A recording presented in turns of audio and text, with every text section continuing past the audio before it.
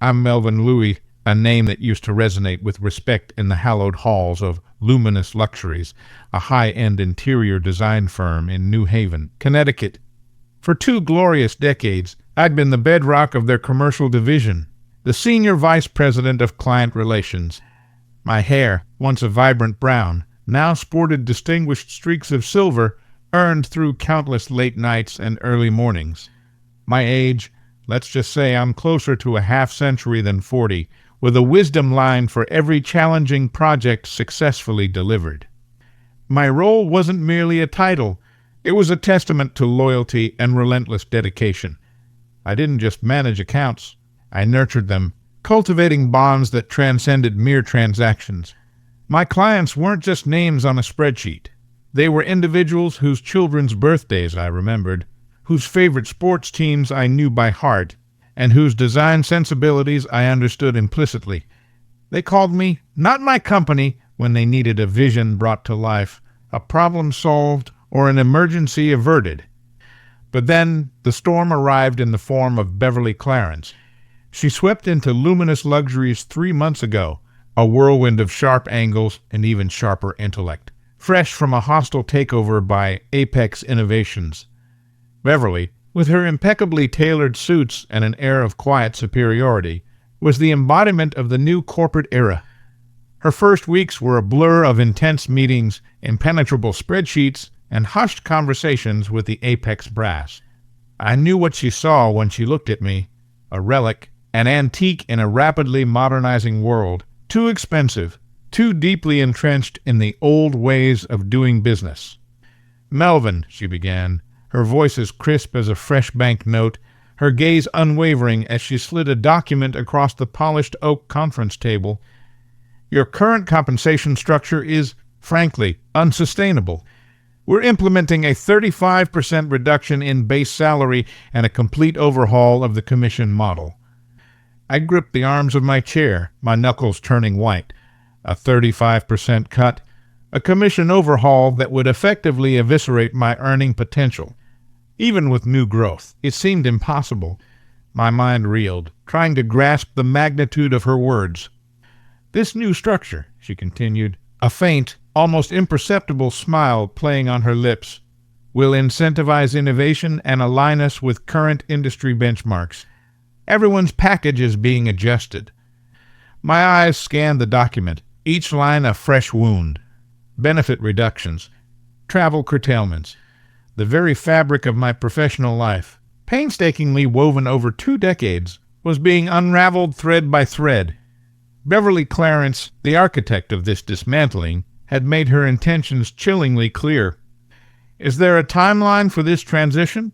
I managed, my voice surprisingly steady, betraying none of the turmoil raging within me. "Effective immediately," she replied, her smile tightening, a flicker of surprise in her eyes. She had likely expected an outburst, a passionate defense, perhaps even a desperate plea. Instead, she got a calm question and an even calmer acceptance. I closed the folder, the soft thud echoing in the suddenly silent room. Standing, I extended my hand across the table. "Thank you for the clarity, Beverly." Her smile faltered, replaced by a fleeting expression of confusion. My composure, it seemed, was an unexpected disruption to her well-orchestrated plan. Later that afternoon, as I gathered a few personal effects from my office, a framed photograph of my 2 daughters on their graduation day, a vintage fountain pen gifted by a long-standing client, a dusty award commemorating a record-breaking year, I saw Beverly watching me from her glass-walled office. Her expression was unreadable, a blend of curiosity and something akin to triumph. On my way out, I paused by the office of Norman Cole, our chief financial officer. Norman, a man with a perpetually furrowed brow and a quiet, unassuming demeanor, had been with Luminous Luxuries almost as long as I had. His eyes met mine, a silent acknowledgment of the injustice unfolding. His gaze spoke volumes. This wasn't just about cost-cutting. It was about severing ties, about systematically removing those who represented the firm's history and, perhaps, its heart. In the parking lot, I didn't succumb to the urge to slam my car door or peel out, tires squealing in defiance. Instead, I carefully placed the small box in my trunk, adjusted my rearview mirror, and drove away. With me went 2 decades of cultivated client relationships, a treasure trove Beverly had just unwittingly handed to the competition. I had built that commercial division from the ground up. When I joined Luminous Luxuries in 2005, we were a boutique firm, catering primarily to residential clients, with annual revenues hovering around $6 million. By last year, under my leadership, the commercial division alone was bringing in over $65 million, with my personal accounts accounting for more than $10 million of that. My father, a master carpenter in Bridgeport, had instilled in me a deep appreciation for quality craftsmanship and an understanding of how to translate intricate designs into tangible realities. After college, I dabbled in various sales roles, but it was at Luminous Luxuries that I found my true calling. Something clicked. I could speak the language of architects, translating their grand visions into practical solutions, and simultaneously negotiate pricing with astute purchasing managers. Mr. Howard Chester, the venerable founder of Luminous Luxuries, had recognized my unique blend of technical expertise and interpersonal finesse. "Melvin," he would often say, his voice a warm rumble, "you don't just sell designs, you sell trust." He had given me the autonomy to shape my department, to hire young, ambitious designers, and to imbue them with the core principle he had taught me. Relationships are the bedrock of lasting success, far more enduring than fleeting transactions. When Mr. Chester sold the company to Apex Innovations last year, I was concerned, but not alarmed. Acquisitions were a natural part of the business landscape, and I'd navigated similar transitions before. The initial tremors, however, began when Apex started systematically replacing the executive team. A new CEO, with a background in tech rather than design, arrived, followed by a marketing director obsessed with reimagining our digital footprint. Then came Beverly, with her sleek, data-driven presentations on operational efficiencies and resource optimization. The changes began subtly.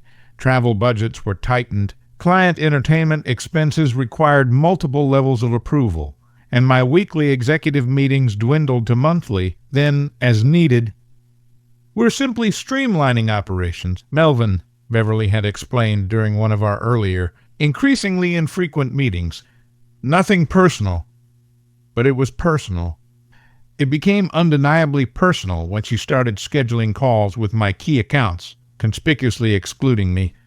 Personal when she questioned the long-standing discounts I had painstakingly negotiated years ago, discounts that had kept those clients loyal through numerous price adjustments, and unequivocally personal when she hinted that my team needed fresh perspectives and brought in 2 of her former colleagues from Apex as new regional managers, bypassing my authority entirely. Norman had tried to warn me during our quarterly budget review. "They're scrutinizing the compensation structures very closely," he'd whispered, glancing nervously toward the closed office door. "Especially the legacy arrangements." I was the last legacy arrangement standing. A week before that final, fateful meeting, I spotted Beverly having lunch with Doris Clifton, my newest and most promising hire. They were huddled together, their conversation animated and hushed. When they saw me approach, Doris's eyes darted to her plate, while Beverly offered a casual wave, a practiced gesture that conveyed an illusion of accidental encounter. Later, when I asked Doris about the lunch, she mumbled, "Just getting to know the team," her gaze carefully avoiding mine. I knew then. I didn't know the exact details, but I understood the direction. My days at Luminous Luxuries were numbered. That evening, after Beverly's chilling pronouncement, I sat in my home office, surrounded by 2 decades of sales reports. 15 years of consistent growth. 15 years of helping build Luminous Luxuries into an industry leader. 15 years of unwavering loyalty repaid with a dismissive, "Your package is outdated." My phone buzzed, a text from Felix Donnelly, the director of procurement at Regal Resorts, our largest and most prestigious client. "Heard rumors about big changes at Luminous. Everything okay? Call me." Felix and I had worked together for 12 years. I'd guided him through 2 major resort renovations, a contentious divorce, and even offered advice on his son's college applications. We weren't just business associates. We were friends. I poured 2 fingers of amber liquid into a tumbler, the ice clinking softly, and dialed his number. "Melvin," he answered immediately, his voice edged with concern. "What in the blazes is going on over there? I just got a call from some woman saying she's taking over our account."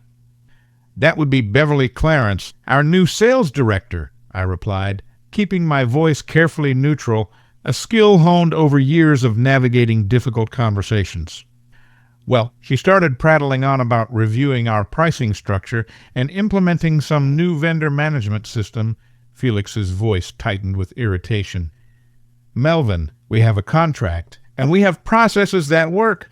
I don't need someone telling me how to manage my suppliers."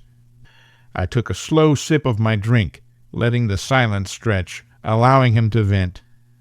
"Melvin," Felix lowered his voice, "are you staying? Because if you're not, we need to talk."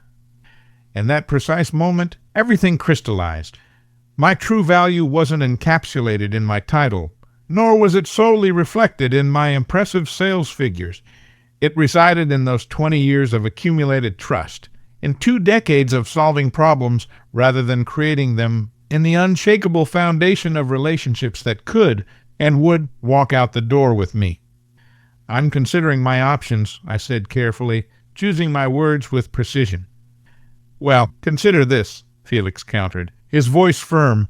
"If you land somewhere else, give me a call first, before I have to deal with Harvard Barbie again." After hanging up, I opened my laptop and drafted an email to Daniel Harrison at Artisan Architectural Supplies. We'd met at an industry conference last year, and he'd mentioned their interest in expanding their commercial interior design division. I didn't send it immediately. I simply saved it to my drafts folder. The next morning, my phone buzzed with calls from 3 more clients, each echoing Felix's concerns. Beverly was already reaching out, already implementing her changes, already disrupting the delicate tapestry of relationships she clearly didn't understand. I drove to the office one last time to finish clearing out my desk, the silence in my once bustling corner of the office now deafening. As I packed, Norman slipped a folded piece of paper into my hand. "Your client retention numbers," he said quietly, his eyes darting around as if expecting Beverly to materialize from thin air. "And their average annual spend? Thought you might need it." I nodded, a silent acknowledgement of his gesture. He knew my worth, even if Beverly, in her arrogant short-sightedness, did not. That afternoon, I finalized my resignation letter, hit send on the email to Daniel at Artisan, and called my lawyer to review my non-compete agreement. What I discovered confirmed my suspicion. It applied to products, not clients. I couldn't sell competing interior design services for 6 months, but absolutely nothing prevented me from maintaining my relationships. I didn't feel angry anymore. I felt a newfound sense of clarity, of purpose. There's an undeniable power in being underestimated, in being dismissed as an outdated relic. It means they never see you coming until it's far too late. I spent 2 weeks meticulously exploring my options before accepting Daniel's offer at Artisan Architectural Supplies. The role was perfect, Senior Vice President of Business Development, with full autonomy to build my own division. "We want your expertise, Melvin," Daniel had emphasized during our final meeting. "You know what works in this industry. We don't need to reinvent the wheel." The very next day, I called Beverly to discuss my resignation and transition plan. "I propose staying for 2 weeks," I offered, my voice calm and professional, "to ensure a smooth handoff of my accounts." "That won't be necessary," she said coolly, her usual confidence returning. "We've already been in touch with your clients. Doris will be handling the transition." "These relationships are complex," I explained, a hint of steel in my voice. "There are nuances to each account that take time to understand." "We have all your notes in the CRM," she cut me off, her tone dismissive. "And frankly, Your approach was rather old-fashioned. We're implementing a more data-driven client management strategy. I could have argued, but what was the point? She had made up her mind about me the moment she walked through the doors of Luminous Luxuries. I'll have HR process your exit paperwork, she concluded. Please return all company property by the end of the week. 3 days later, I met Felix from Regal Resorts for lunch. He hadn't returned Doris's calls, and Beverly had already escalated the matter to his superior. Your replacement sent me a client satisfaction survey with 48 questions, Felix said, shaking his head in disbelief. Then she followed up with a presentation about their new customer success metrics. Melvin, I don't need metrics. I need someone who understands our business, someone who picks up the phone at 7 p.m. when a project is in crisis. I nodded, but kept my comments neutral. I wasn't going to badmouth Luminous Luxuries. The truth would speak for itself. Where are you heading next? Felix asked directly, his eyes scrutinizing me. I'm joining Artisan as SVP of Business Development, I replied, taking a sip of my water. Felix raised an eyebrow, a flicker of interest in his gaze. Interesting. They've been trying to get our business for years. I start in 2 weeks, I confirmed. Well, Felix said, sliding his business card across the table, call me when you're settled. The next day, a certified letter arrived from Luminous Luxuries' legal department. It was a thinly veiled threat, a reminder of my non-compete obligations and a warning against any improper solicitation of Luminous clients. The letter listed, by name, every major account I had managed. That afternoon, my phone rang. It was Harold Langdon, the CEO of Metropolitan Developers, another one of my top 10 clients.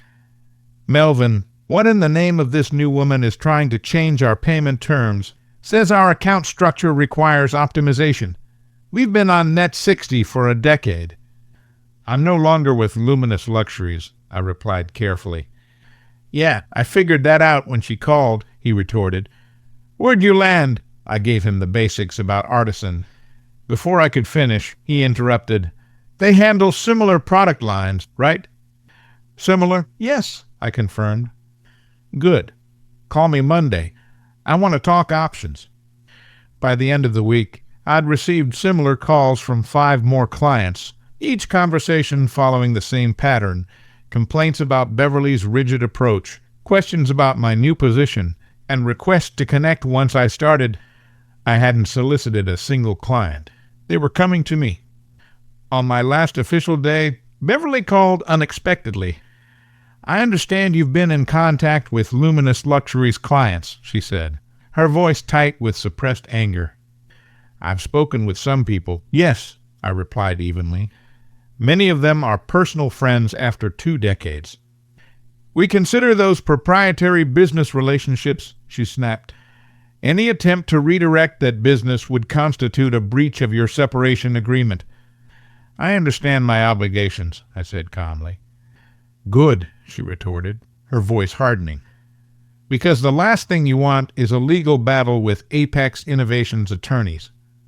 After hanging up, I forwarded the call recording to my lawyer, the same lawyer who had confirmed that my non-compete only restricted me from selling competing interior design services for 6 months. Nothing prevented me from selling other construction supplies to those same clients through Artisan, and nothing, absolutely nothing, prevented those clients from choosing to follow me. Beverly had just revealed her first real fear. She was beginning to understand the true, devastating cost of pushing me out the door.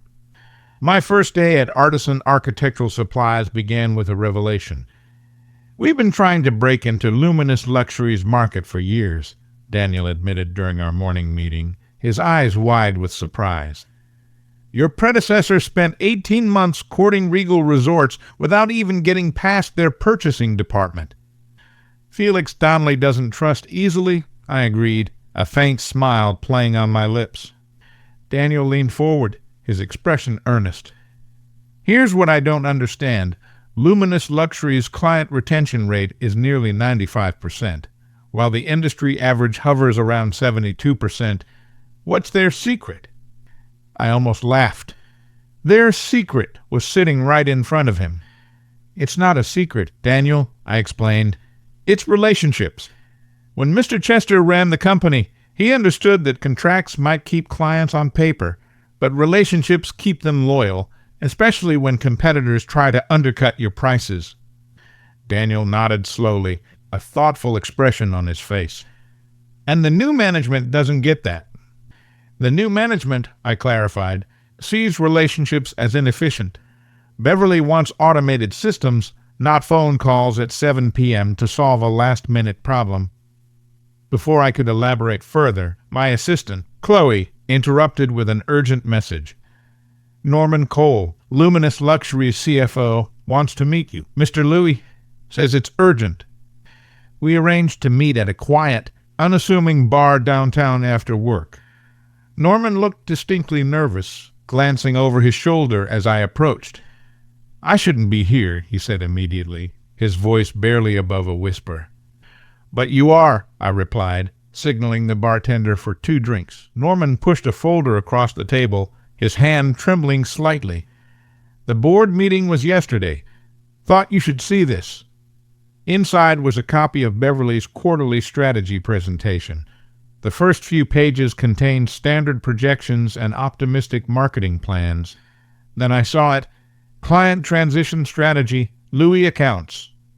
The plan meticulously detailed how they intended to migrate my former clients to Doris and 2 new account managers.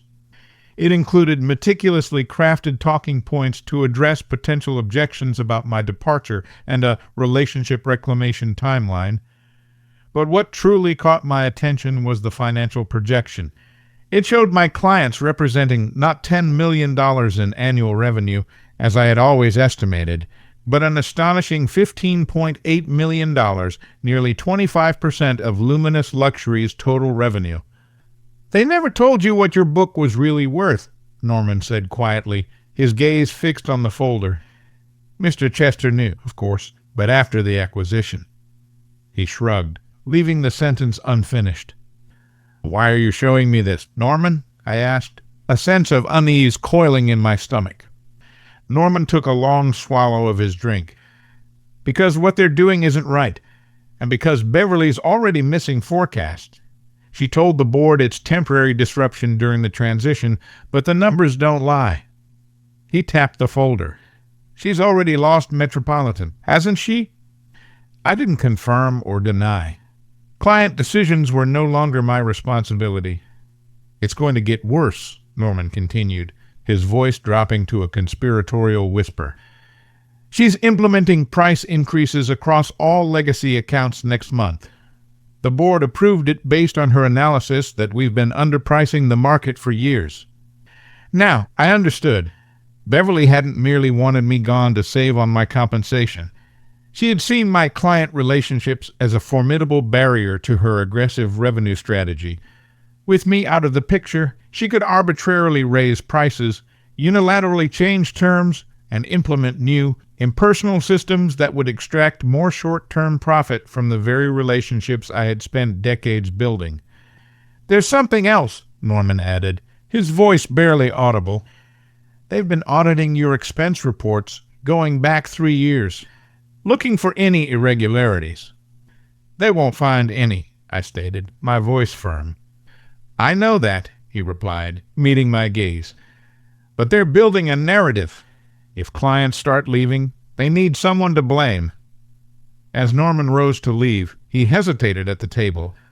I'm updating my resume. Melvin, just thought you should know. Driving home, I felt a strange, unsettling calm. It wasn't just that I was learning what Beverly truly thought of me. I was confronting what Luminous Luxuries had truly thought of me all along. My immense value had been undeniably clear in their financial projections, yet conspicuously absent from my compensation. They had been content to reap the benefits of my meticulously cultivated relationships while quietly planning to extract even more profit from them once I was gone. The truth wasn't simply that Beverly had underestimated me. It was that Luminous Luxuries had profoundly undervalued me for years. 2 months into my new position at Artisan, I had settled into a comfortable rhythm.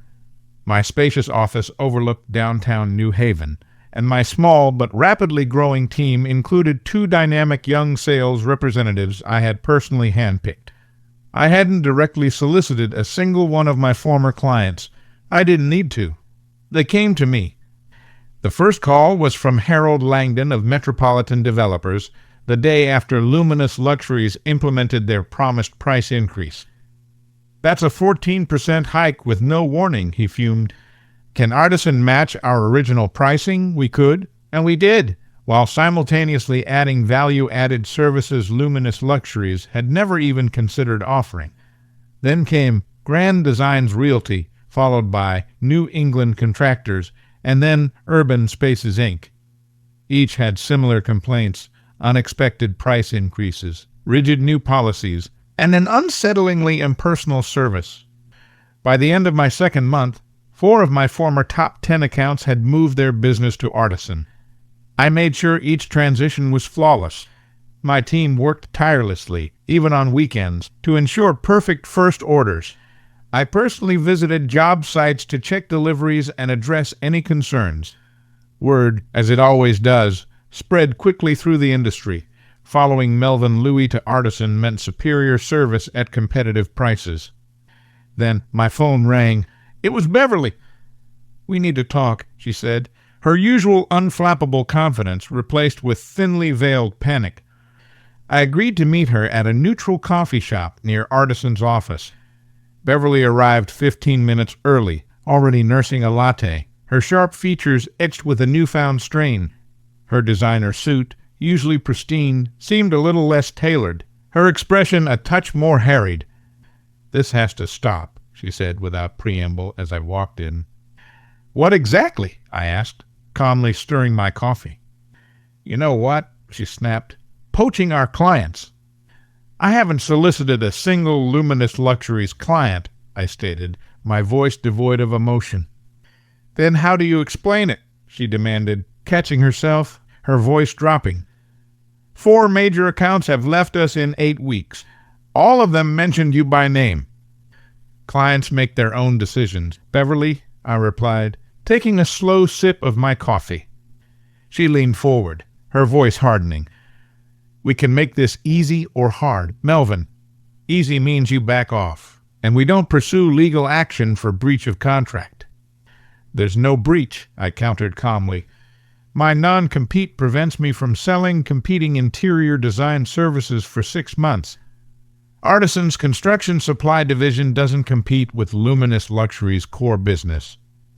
Her eyes narrowed, a flicker of understanding mixed with frustration. "You're exploiting a loophole." "I'm respecting the exact terms of an agreement your legal team drafted," I said, a faint smile playing on my lips. "Perhaps they should have been more careful." "The board is asking questions," she admitted, her voice dropping, a hint of desperation in her tone. "About client retention, about revenue projections." "That sounds like an internal Luminous Luxuries matter," I interjected, allowing a sliver of my old amusement to show. She tried a different approach. "What do you want, Melvin? A consulting arrangement? A finder's fee for leaving certain accounts alone?" I almost laughed. She still didn't understand. She saw everything through the lens of a transaction, a negotiation. "I'm not interested in arrangements, Beverly," I said, standing up. "I'm interested in doing my job well. The rest takes care of itself." The next day, Felix from Regal Resorts called. Their 3-year contract with Luminous Luxuries was coming up for renewal. "We're putting it out to bid," he said. "Beverly's been calling me daily, offered to beat any competitor's price by 5%. "That's a good offer," I acknowledged, keeping my tone neutral. "Is it?" Felix mused. "Because I'm looking at more than just price here, Melvin. I need someone who understands our business, someone who answers the phone at 7 p.m. when a project hits a snag." 2 weeks later, Regal Resorts awarded Artisan a 2-year supply contract worth $4.2 million annually. It was a major coup, the kind that makes headlines in industry publications. The same day, I received an email from Norman. It contained only a forwarded internal message from Luminous Luxuries, announcing that Beverly Clarence was being reassigned to strategic development initiatives while they conducted a search for a new sales director. I didn't reply to Norman, nor did I reach out to anyone at Luminous Luxuries. I simply forwarded Regal Resorts' signed contract to Daniel with a short, confident note, first of many, planning to reach $20 million in new business by year-end. The wheels were in motion, and Beverly was just beginning to understand the real cost of her profound miscalculation. 6 months after joining Artisan, I stood in the company's spacious conference room, surrounded by my burgeoning team. On the wall-mounted screen, our quarterly performance report gleamed $13.7 million in new business, with projections to hit $22 million by year-end. 8 of my former top 10 Luminous Luxuries accounts had followed me to Artisan. Daniel walked in, a broad smile on his face, a bottle of champagne in hand. "The board just approved your division expansion plan, Melvin," he announced. "Additional staff, increased marketing budget, everything you asked for." As glasses were passed around, my phone buzzed with a text from Norman. "Luminous Luxuries Q3 earnings call in 30 minutes. Might want to listen in." I stepped away from the joyful celebration, found a quiet corner, and dialed into the call. Raymond Peters, Luminous Luxuries' new CEO, sounded noticeably tense as he addressed investors. "While we anticipated some disruption following our strategic restructuring," he began, his voice strained, "sales have unfortunately underperformed against projections. We've experienced unexpected client attrition in our commercial division." An analyst's voice cut in, sharp and inquisitive. "Can you quantify that attrition, Mr. Peters? We're seeing estimates that Luminous Luxuries has lost nearly 20% of its annual revenue in the past 2 quarters. "Those numbers are speculative," Raymond deflected, his voice defensive. "We're implementing an aggressive client retention strategy." "Is it accurate that your largest account, Regal Resorts, recently signed with Artisan Architectural Supplies?" Another analyst pressed. The pause that followed was deafening, a palpable silence that spoke volumes. "We're in ongoing discussions with all our key accounts," Raymond finally responded, his voice barely a whisper. As the call continued, an email popped up on my phone screen. It was from Doris Clifton, my former mentee who had sided with Beverly. The subject line read simply, "Any openings at Artisan?" I rejoined the celebration, declining the offered champagne. Daniel noticed my expression. "Everything okay?" "Just got some confirmation," I replied, a quiet satisfaction settling over me. That afternoon, an industry newsletter broke the story. "Luminous Luxuries struggles after exodus of key accounts." The article specifically mentioned my move to Artisan and the subsequent, swift client migration. It quoted an anonymous Luminous Luxuries employee stating that the company had fundamentally misunderstood the value of its senior sales leadership. I never had to say a word. The numbers, unyielding and undeniable, spoke for themselves. A year to the day after Beverly told me my package was outdated, I sat in my expanded office at Artisan, reviewing our annual numbers. My division had generated $26.3 million in revenue, exceeding even my ambitious projections. My team had grown from 2 sales representatives to 11, with a dedicated client support staff. We'd moved to a larger floor in the building, and Daniel had discreetly hinted at a board position opening up. I kept a single photograph on my desk, a snapshot from our division's holiday dinner. Faces relaxed, genuine smiles, a team that understood what I had always known. Business, at its heart, is built on trust. My assistant's voice buzzed through the intercom. "Mr. Louis, there's a Miss Beverly Clarence here to see you. No appointment." I paused, a moment of quiet contemplation, then nodded. "Send her in, Chloe." Beverly looked different, less polished, more tired. Her impeccably tailored designer suit had been replaced by something noticeably less expensive, off the rack. "Thank you for seeing me, Melvin," she said, remaining standing even after I gestured to a chair. "What can I do for you, Beverly?" I asked, my voice calm and neutral. I'm with Hamilton Group now, she explained, her voice devoid of its former crispness. Business consulting. I was hoping to get your perspective on Artisan's approach to client retention for a case study I'm developing. I almost laughed at the profound irony. I think you already know my approach, Beverly, I replied. She nodded stiffly, a flicker of something akin to grudging respect in her eyes. I made a miscalculation at Luminous Luxuries. You did.